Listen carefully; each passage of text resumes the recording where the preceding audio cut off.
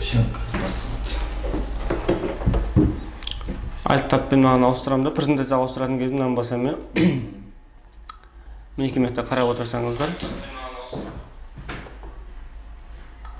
Мінекей мына қарап.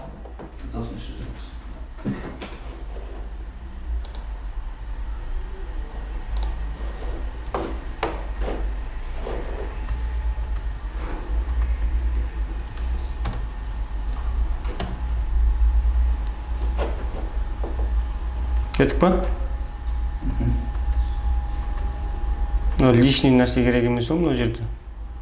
Бәрі тұр, бәрі керек бияқта, иә? Бәрі тұр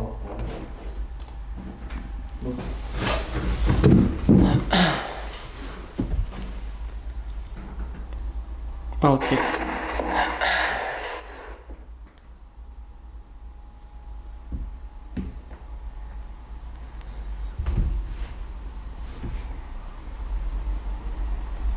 Сәлеметсіздер ме, құрметті көрермендер. Бүгін біз Ютубпен $1000 атты вебинарымызды бастаймыз. Менің атым Мейрамбек Ағадилов. Ютубта киностудия Мейрам каналының директорымын. Қазір бізде каналымызда 500 000 подписчик бар, және айына 10 миллион просмотр бар. Ютубтың өзінен айына $1000 көп ақша түседі. Осы тәжірибемен сіздермен бөлісетін болам, және сіздерге де сол деңгейге жету жолдарын айтатын болам. Ең бірінші бізді, мен даусым жақсы сіздерге естіліп тұрма? Егер де жақсы естіліп тұрса, плюс басып жіберіңіздер.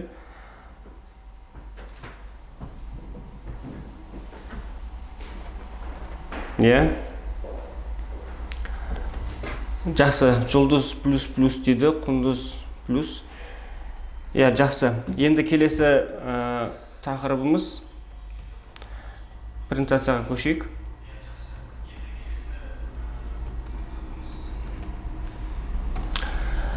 Мен өзім осы киностудияның режиссері болып табылам, және өзім кәсіпкермін, және YouTube тренермін. Мақта жалпы YouTube жайлы общий түсінік туралы айтып өтейік. YouTube'тың өзі үлкен видео платформа болып табылады. Яғни бұл жерде сіз автор ретінде немесе қолданушы ретінде кіре аласыз да YouTube'қа. Яғни сіз біреудің видеоларын көріп отырсаңыз, тек қана көрермен ретінде кіресіз. Егер де өзіңіз бір контент жасап, видео жасап, эфирге шығатын болсаңыз, видеолар салатын болсаңыз, сіз автор ретінде тіркелесіз. Бірақ кім болып бөлінсеңіз де, барлығы бір ереже бойынша жүреді. Ол жерде определенный контенттер бар.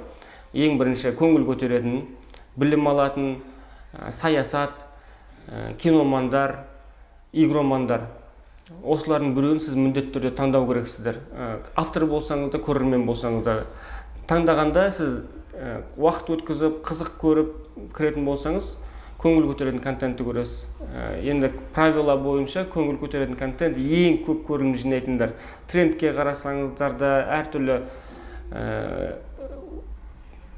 қызықты оқиғалар, мысалы, барлығы өсек аяндар, мысалы, трендте тұрады, олардың бәрі көңіл көтеретін контент. Сондықтан да басты ютубтан түсетін ақша сол көңіл көтеретін контенттен түседі. Бірақ одан бөлек те екі түрі бар ақша түсіретін. Сол туралы қазір толығырақ айтып өтуге тырысамыз осы вебинарға. Және де қосымша сұрақтарыңыз болса, осы YouTube жайлы алдын ала қоя беріңіздер. Осы вебинардың ортасына соңына таман сол сұрақтарға жауап беретін боламыз. Келесі, мынау біздің қарап отырсаңыздар статистикамыз. Бұл жерде біз мынау ең соңғы общий уақытта, осы уақытқа дейін $9000 табылған. Бұл ескі статистика, негізі қазір уже $11000 жетіп қалды. Және екінші қарап отырсаңыз, расчетное количество монетизируемых видео деп қойған. Бұл жерде 21 миллион рет реклама көрсетілген. Ол не деген сөз? YouTube'та қарап отырған кезде, YouTube'та қарап отырсаңыздар, ішінде рекламалар шығады. Пропустить, немесе қасында баннер тұрады, әртүрлі сулпак, рассрочка, купи сейчас деген секілді рекламалар тұрады. Сол рекламаларды сіздерге немесе бір көрерменге көрсеткен үшін YouTube сіздерге ақша төлейді, яғни авторларға. Егер де сіз автор болсаңыз әрине. Енді келесі тақырыбымызға көшейік. Мына бағана айтып өткендей, ютубтағы көрермендердің типтері: бос уақыты көп адамдар, пайдалы ақпарат іздегендер, киномендер, өз саласының мамандары. Әрқайсысына жеке тоқталып өтетін болсақ, адамдар бос уақытын тез өткізу үшін ютубты көреді, немесе қызық көру үшін, көңіл көтеретін контенттерді, және біреулер пайдалы ақпараттар іздейді. Біреулер кино көреді, және өз саласының мамандар ол өзіне қатысты нелер іздейді, материалдар, информация іздейді. Мысалы, біреуге холодильник бұзылып қалса, как починить холодильник деп тереді. Мысалы, сол секілді өзіне керекті материалдар іздейтін адамдар өз саласының мамандары деп атаса да болады. Біреулер мысалы СТОшник, біреулер повар, бір салатты қалай жасау керек, соны іздейді. Мына біздің киностудия тарихы туралы кішкене айтып өтірейін енді. Қарап, мен өзіме аударайын.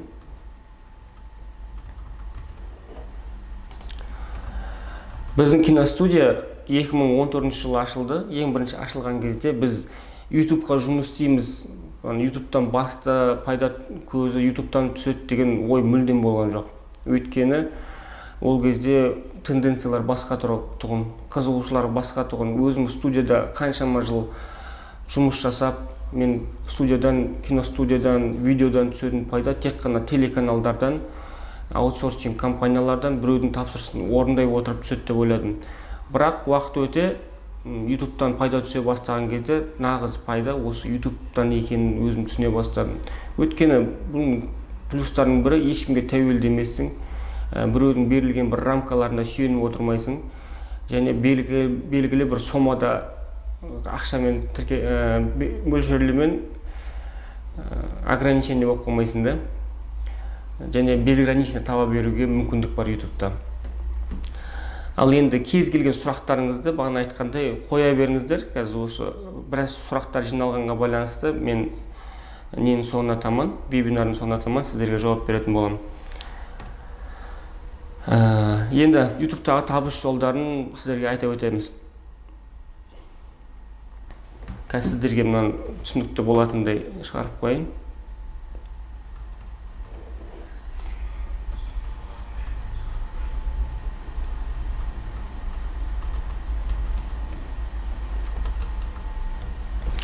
Мына қарап отырсаңыздар, ютубтан пайда табуға әбден болады, және жүзеге асыруға оңай оның барлығын. Және ютубтың пайда табудың 3 жолы бар. Ең бірінші ютубтың өзінен, екінші сыртқы жарнамадан, және үшіншісі өзің тауарыңды немесе қызметің сату. Әрқайсысына жеке бөлек тоқталып өтейін. Ең бірінші ютубтың өзінен пайда табу деген бағана айтып өттім. Мен қасында видеоның ішінде біреудің жарнамасын көрсеткен кезде пропустить деген кнопка шығады. Сол әр жарнаманы көрсеткен сайын авторға YouTube ақша төлейді. Әр цифраларын кейін толық версиясында айтып өтетін боламыз. Қазір қысқа айтып түсіндірейін. Яғни осы YouTube'тың өзінен түсетін пайда ол басынан бағана көңіл көтеретін контенттерде болады. Көңіл көтеретін контенттердің, видеолардың просмотры өте көп, жоғары болады. Сондықтан да оларда монетизация көп айналады, көп пайда түседі. Ол тек қана бағана ішіндегі пропустить деген кнопка емес, жанында тұрған баннерлер, астынан мынандай кішкентай баннерлер шығады, X басып жауып қоясыздар. Неге мешет етіп отқан кезде көруге. Енді ютубтың өзінен мен даусым жақсы естіліп тұрма, соны плюс басып жіберіңіздерші, егер естіліп тұратын болса. Енді ютубтың өзінен түсінікті болған шығар, ютубтың өзінен қалай ақша табатын. Ол үшін ютубтың өзінен пайда табу үшін сіздерде ең кем дегенде 1000 подписчигіңіз болу керек, және 4000 сағат көрілім болу керек. Мысалы, сіздің бір видеоңыз 6 минуттық болатын болса, оны 10 рет көретін болса, 6 минутта 60 минут болады. Яғни 1 сағат көрді болып есептеледі. Тура солай 4000 сағат көрілім жинау керек. Ең бірінші ютубпен партнер болу үшін. 1000 подписчигіңіз жиналып, 4000 сағат жиналған кезде өзі функция ашылады. ютубта монетизация деген включить басасыз, және өзінің реквизиттерін сұрайды. Осы веб-мани болуы мүмкін, немесе жергілікті банктан счет ашып, соны тіркесеңіз болады. Және әр айдың 25-іне YouTube, 23-іне, 25-іне YouTube сол жиналған ақшаларды сіздің счетыңызға салып отыратын болады. Бұнда тұрған еш қиындық жоқ. Басында бір үйреніп алсаңыздар кейін оңай болады. Енді ютубтан пайда түсетін плюстарыңызды көріп отырмын. Құндыз, Алмас, Жұлдыз, даусым жақсы естіліп тұр екен. Енді ютубтың өзінен айттық, сыртқы жарнамадан және TPI сет арқылы.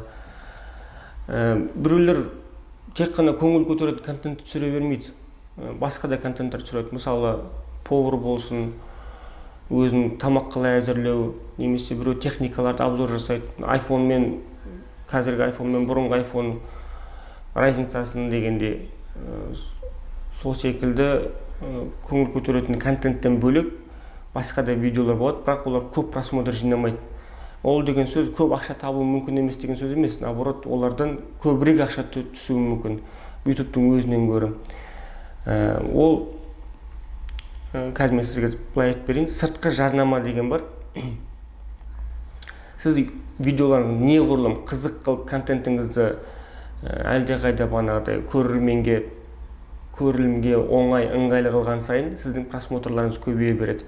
Неғұрлым просмотрларыңыз көбейген сайын, соғұрлым подписчиктеріңіз көбейеді.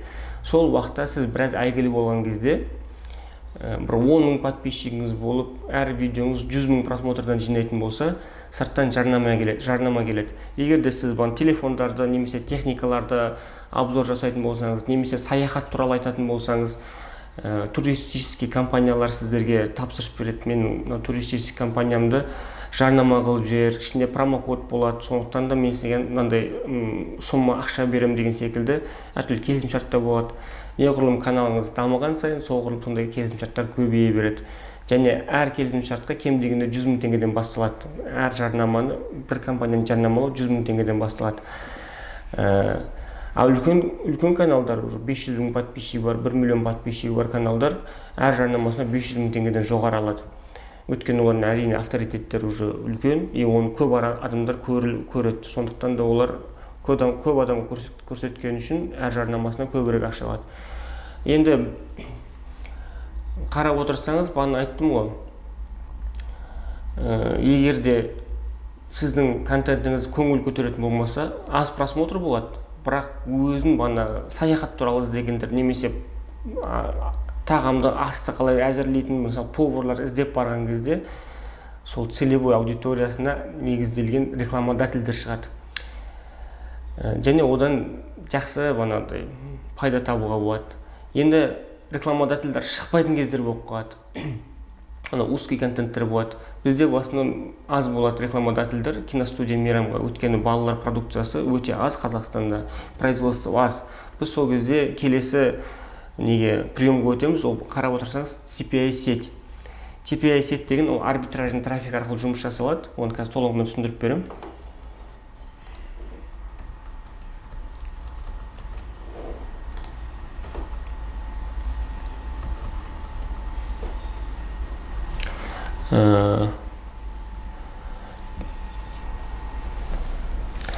TPI сет деген ол бір сайт болады, арнайы TPI партнеркалар. Ол сайттар өте көп ауқымда бар. Енді олардың ішінен де бір саралап алуға болады, определенный бір сайттарды. Ол сайттарға әртүрлі үлкен гиганттар өзінің продукцияларын, акцияларын тіркейді. Яғни AliExpress, Travel, KFC деген секілді компанияларда тіркеуі мүмкін. Яғни ол жерде мысалы AliExpress'ті алатын болсақ, сіз TPI сетті қолданатын кезде YouTube автор ретінде өзіңіздің көрермендеріңіз бар. Мысалы, бір видеоңыз 10 мың, 20 мың просмотр жинайды, бір 1000 подписчигіңіз бар, 10 мың подписчигіңіз бар деп алайық. Сол уақытта сіздер видео саласыздар. Бағанағы ең оңай мысалды айтайық, бір техниканы обзор жасайсыздар. Әртүрлі телефондарды, камераларды, жаңадан шыққан планшеттерді, және соларды обзор жасай отырып, сіз сонымен қызығатын аудиторияны жинайсыз. Сол уақытта сіз TPI сетке тіркеліп, ішіндегі AliExpress'ті таңдап алып, ішінде кез келген товарды несін аласыз, ссылкасын аласыз сол товардың. Кез келген мысалы AliExpress'ке кіріп, телефон, өзіңізге ұнаған телефонды аласыз да, соның ссылкасын көшіріп аласыз. және сол телефон туралы айтып өтесіз. Оның преимуществоларын, ерекшелігін, кереметтілігін, минустарын, және видеоңызда егерде сізде осы телефонды алғыңыз келсе, астындағы сілтеме бойынша өтіп сатып алсаңыз болады деп Алиэкспресстен ссылкасын жібересіз. Бірақ ол жай ғана ссылка емес, ол реферальный ссылка болып табылады. Сіз CPI сетке тіркелгесін, ол ссылка сізден екені белгілі болады. Ол ссылкаға сіздер арқылы өткен белгілі болады. Кез келген адам өткенде сол тауарды сатып алған кезде әр сатылымнан 10%, 20%, 30% сіздің счетыңызға аударылып отырады. Бұл CPI сеттің ең керемет түрі, өткені бұл жерде сіз ешкімнен жарнама сұрамайсыз, біреудің жарнамасын күтпейсіз, сіз өзіңіз тауарды тауып, өзіңіз сата бересіз, және сол арқылы пайда табасыз. Қарап отырсаңыз, көп блогерлерде мынау промокод арқылы 20% жеңілдік алып, акцияға ілін, сатып ал, немесе саяхатқа барып кел деген барлығы емес, бір 90% сондай CPI сет арқылы жүзеге асады. Және бұл пайданың өте керемет жолдарының бірі. Енді пайданың үшінші жолы, бағана айтып өткендей, өзің тауарыңды немесе қызметін сату арқылы. Ол жерде қарап отырсаңыз, YouTube өзі үлкен мощный платформа, үлкен күш. Осы бір автор бүкіл әлемге өзінің видеосын тарата алады. Вирустық роликтер жібере алады. Немесе дүркіретіп тұрып бір қызықты видео түсіріп, оны трендке шығарып, біраз қызық қыла алады. Ол деген интернеттің құдіреттілігі. Сол интернеттің құдіреттілігінің бірі өзің видеоның ішінде өзің тауарын немесе қызметін сату. Ең оңай мысалды алайық. Мысалы, сіз зергерсіз. Әртүрлі сақина, білезік, сол зергерлік бұйымдар жасайсыз. Және солардың жасалу жолдарын, түрлерін, қандай материалды қолдану керек, солардың бәрін қызықтыра айта отырып, көрерменге өзіңіздің тауарыңызды сата бастайсыз. Егер де сізде осындай сақинаға немесе білезікке тапсырыс бергіңіз келсе, мінекей мен телефоныма хабарласыңыздар деп тікелей реклама бере бастайсыз. Мен киностудияның Мейрамның несінде, основасында ол біз балаларға арналған кино түсіреміз. Және әр киномыз кем дегенде 500 миллионнан просмотр жинайды. Және 500 миллион просмотр деген, оны қаншама балалар көріп жатыр.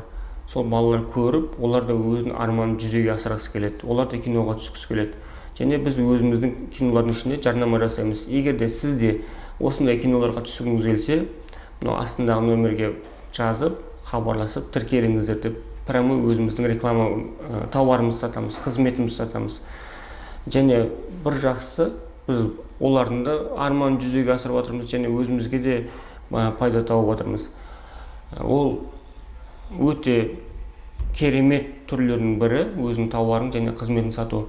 Енді ол біздің развлечение болғасын, ол ең бірінші Ютубтың өзінен де пайда түседі, сырттан келген жарнамадан да, CPI сеттен де ақша түседі, және өзіміздің тауарымызды сатамыз. Ал енді кейбіреулерінде развлечение болмағандықтан көрсететін контенті, олар пайдасы аз болуы мүмкін. Бірақ екінші, үшінші түрмен көп пайда табуға болады. Екінші, үшінші түр деген, қарап отырсаңыз, сыртқы жарнама және CPI арқылы.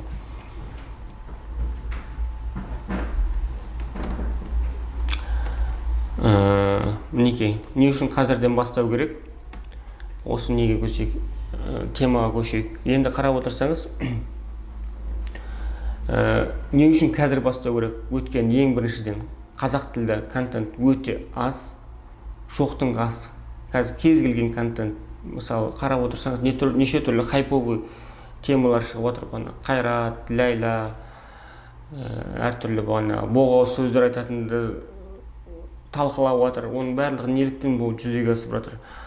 Өйткені қазақ тілі контент аз. Қазақша не шығады, соның барлығы трендке ие болып, үлкен обсуждениеде жүреді. Сондықтан да қазақ тілді контент сіздер қазір бастап кіретін болсаңыз рынокқа, осы 2020 жылы сіздер ең алдында тұрған авторлардың бірі боласыздар.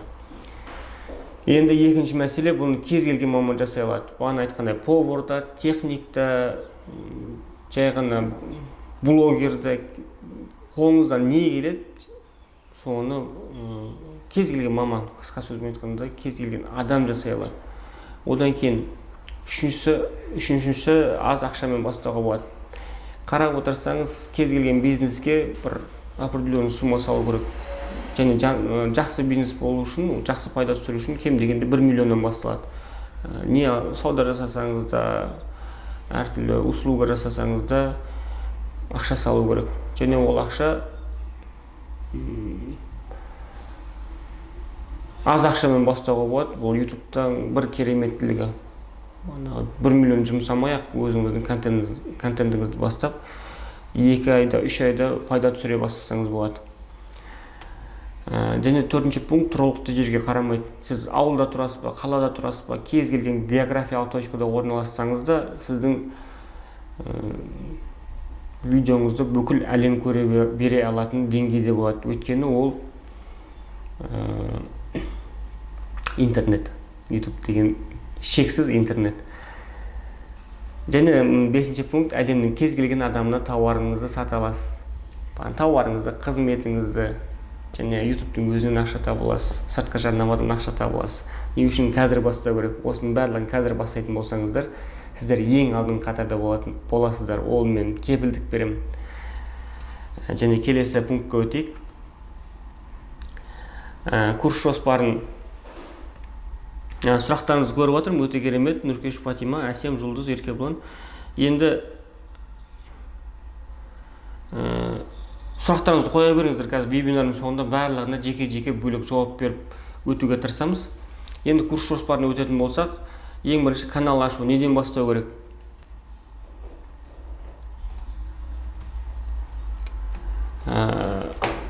Алғашқы каналды ашу неден бастау керек? Яғни каналды атын ойлап табудан бастап, идеясын таңдаудан, не туралы видео түсіруден бастап барлығын осы курста айтатын боламыз. Және алғашқы 1000 оқырман және көрермендеріңізді жинау жолдарын айтамыз, платный, бесплатный түрлерін айтамыз.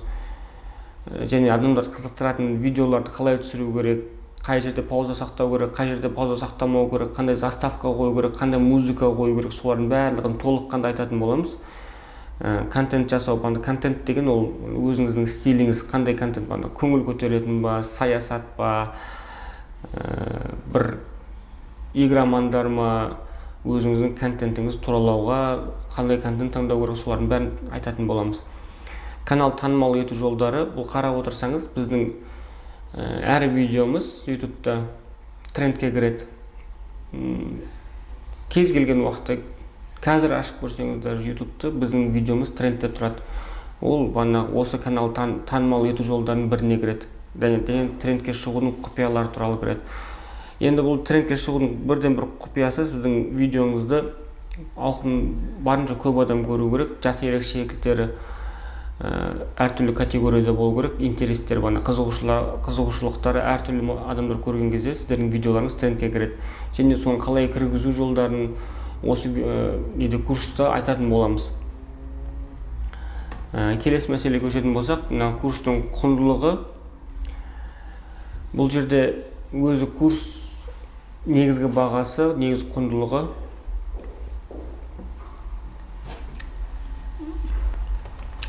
Маған қазір мамандар айтып отыр. Презентация қосылмаған. Курстың құндылығына келетін болсақ, бұл жерде негізгі курстың бағасы 150 000 теңге. Ол шынымен сол ақшаға сіздер өз-өзін 10 есе ақтап аласыздар. Бірақ қазіргі таңда осы қазақ тілі контентін дамыту мақсатында және осы курстың бастамасы аясында ол курстың бағасы 30 000 теңге болады. Және ол өте қолжетімді бағалардың бірі. Және осы видеоның соңында толық мәліметті барынша айтып өтетін боламыз. Қай жерге қандай оплата жасау керек, қалай жасау керек. Және бұдан бөлек біздің өзіміздің бонустарымыз бар. Бұл бонустардың бірі, кейбір каналдар бар, ол өзінің камерасы жоқ болуы мүмкін, өзі камераға сөйлейтін бір қасиеті болмауы мүмкін. Олар ютубта қалай жүргіземіз, қалай жүзеге асырамыз деген сұрақтар туады.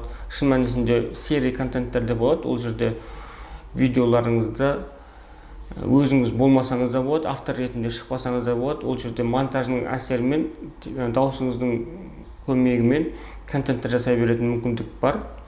Яғни сіздің егерде камераңыз жоқ болса, материалдарыңыз жоқ болса да өзіңіз контент жасай бере аласыз. Ол деген видеоңыз ешқандай материалсыз жүзеге аса береді. Енді ешқандай материалсыз емес, ол жерге материалдар қолданылады, және сол бонустың ішінде ол материалдарды, тегін материалдарды қайдан алу керек, және оны монетизацияға айналдыруға мүмкіндігі бар. Сол материалдарды бонус ретінде береміз. Материал бар сайттарды бонус ретінде береміз. Ол сайттарды мен өзіміздің киноға көп қолданамыз, және соның ішіндегі видеоларды. Және сіздерде алып, ол сайттардан тегін алып, және оны монетизацияға қосып, еркін түрде қолдана бересіздер. Сол сайттар тізімін береміз бонус ретінде. Экрандарыңызда міне, егерде курсқа телефон номер арқылы қосымша сұрақтарыңызды қоя берсеңіз болады. Курс жайында, егерде шынымен керек болса, курс сізге керек емес па, шынымен сол арқылы байып ақша тапқыңыз келе ма, мысалы, соны телефон арқылы қойып, және болды. Өзіңіздің болашағыңызға шынымен инвестиция жасаймын, осы YouTube арқылы ақша табам, пайда табам дейтін болсаңыздар, мынау Каспи Голд арқылы төлемдеріңізді жасап тіркелсеңіздер болады. Ал енді сұрақтарға өтетін болсақ,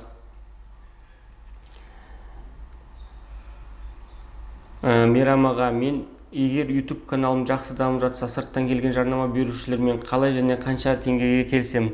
Енді ол жерде бағана айтқандай, егерде каналыңыз енді ашылып жатса, бірақ бір көрілім 50 мың, 100 мың көрілім болса, 50 мың теңгеден бастасаңыз болады. Және бір бастап алсаңыз, ары қарай өзі түсінікті болады. Егерде реклама берушілердің санына қарай, егерде шынымен көп реклама берушілер көбейіп жатса, бағаңызды жайлап көтере бересіздер. Бірақ өзіңіздің неден планкадан асып кетпеу керек. Өйткені шын мәнісінде ол реклама берушіге сіз керек емессіз. Ондай авторлар бар, көп. Сізге оған сіздің аудиторияңыз керек. Сондықтан да соның екеуін өзіңіздің бағаңызды және аудиторияңызды есептей отырып баға қоясыз.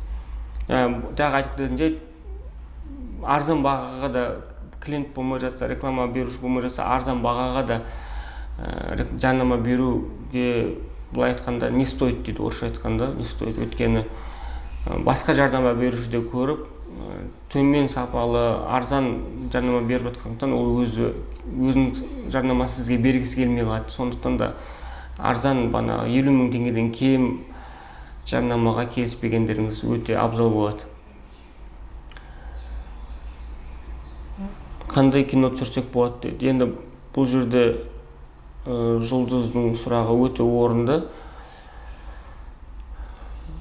Кино мәселесіне келетін болсақ, ең бірінші ол кино түсірмес бұрын оны қалай автоматтандыру. Мысалы, бір киноның өзі 200 мың, 300 мың, 500 мың, 1 миллион теңге шығынға ұшырайтындай шығын апарады. Оны нақты сіз бір рет түсіресіз, бірақ оны қаншалықты жиілікпен салып отыра аласыз. Мысалы, 2 айда, 3 айда бір кино түсіріп салып отырған ол ютубқа жарамайды.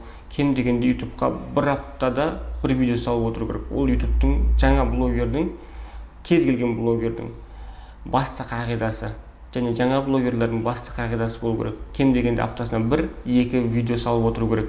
Ал енді кино түсіретін салатын болсақ, ол бір аптада енді бастап келе жатқан YouTube блогерлерге, авторларға ол оңай түспейді.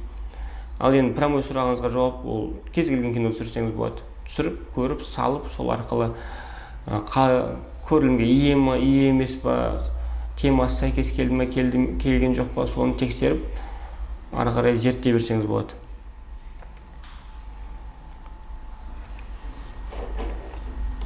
Келесі сұрақтарыңызды қоя беріңіздер, мен жауап бере берем қатарынан. Курс қанша теңге бағана айтып кетті. Курстың бағасы 30 мың теңге, шын мәнісінде құндылығы 150 мың теңге. Ал қазір 30 мың теңгеге сіздер тіркеле аласыздар. Құндыз Мұхтарқызы, қандай монтаж дұрыс дейді. Өте динамикалық монтаж дұрыс. Ал егерде программасына келетін болсақ, өзіңіз қандай программамен қолдана аласыз, ең дұрысы сол программа. Наурыз, менде YouTube бар, бірге кино түскісі келетіндер болса ютубтан іздесеңіз болады деп жарнамаларын салып отыр екен.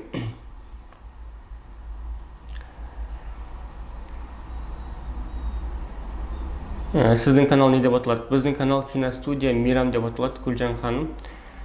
Қазіргі таңда каналымызда 500 мың подписчик, айына 10 миллион просмотр бар. Бүкіл видеолар санағанда айына 10 миллион просмотр болады.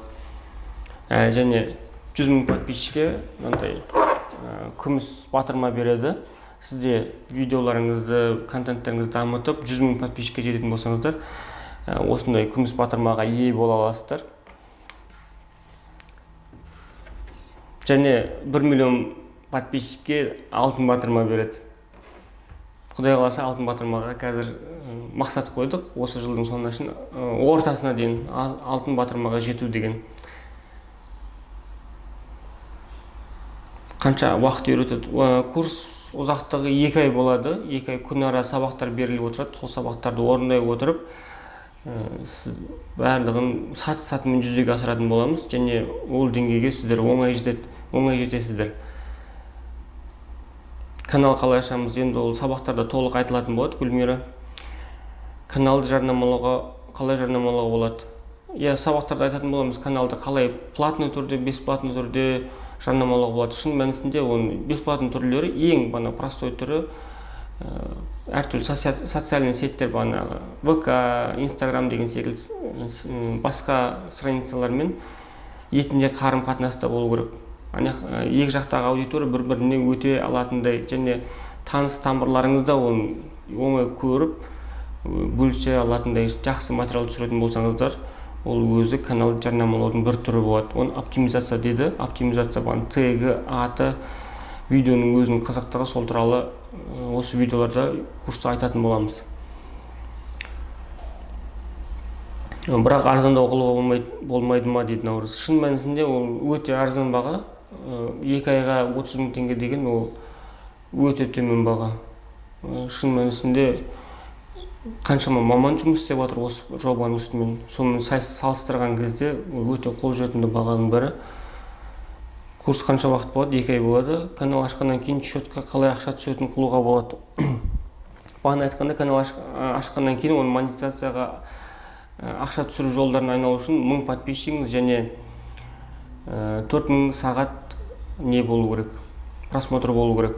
Одан кейін сол жетістікке жеткен кезде монетизация деген кнопка басылады, ашылады. Соны басқан кезде өзі автоматически монетизацияға қосылады. Және әр видеоңыздың ішіне реклама көрсетілетін болады. Егер де авторлық құқықтарды сақтайтын болсаңыз, сол рекламалардан YouTube сізге ақша төлеп отыратын болады. Ол ақша жинала береді ютубта. Кейін банковский счетыңыз, банктен счет ашып, банковский счетыңыз тіркеген кезде сол банк счетқа аударылатын болады. Әр айдың 25-іне $100 асқан кезде түскен тапқан пайдаңыз. Каналыма адам қалай табуға болады дейді. Сұрақ түп нұсқасын түсінбей отырмын бұл сұрақтың. Каналыңызға подписчик қалай табуға болатын болса, айтып өттім жоғарыда. Социальный сеттермен және ақылсыз түрлерін осы курстарда толық айтып өтетін боламыз. Сол арқылы тез үйренетін боласыздар сондай жетістіктерге. Енді тағы да бір ютубтың бір кереметтілігі ол сіз ешқандай ережеге бағынбайсыз. Мысалы, мен қаншама телеканалдармен жұмыс істедім. Ол телеканалдардың өздерінің границалары болады. Видео мынанша минут болу керек, мынандай актерлар ойнау керек, мынандай жерлерде түсірілу керек деген секілді өзінің условиялар болады. Ол условияларды жүзеге асыру өте қиындардың бірі. Шын мәнісінде оңай болып көрінуі мүмкін. Ал ютубта ондай ешқандай шектеу жоқ. Ал сұрақтарыңызды ары қарай қоя беріңіздер. Вебинарға кешіп қалдым, қайталау бола ма? Оны мамандар біздің қайталау түрін жасап жүзеге асыруы мүмкін. Ертеңде болуы мүмкін. Енді былай жасайық.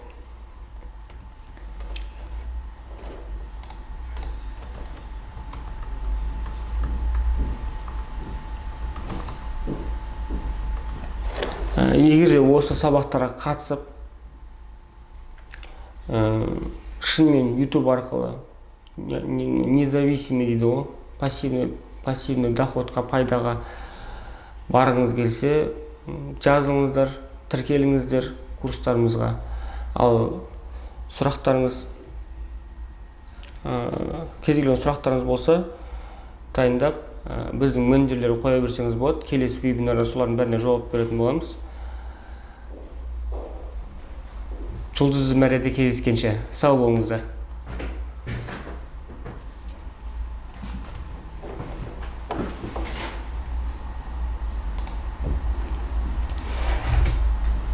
Қанша уақыт өткіздік?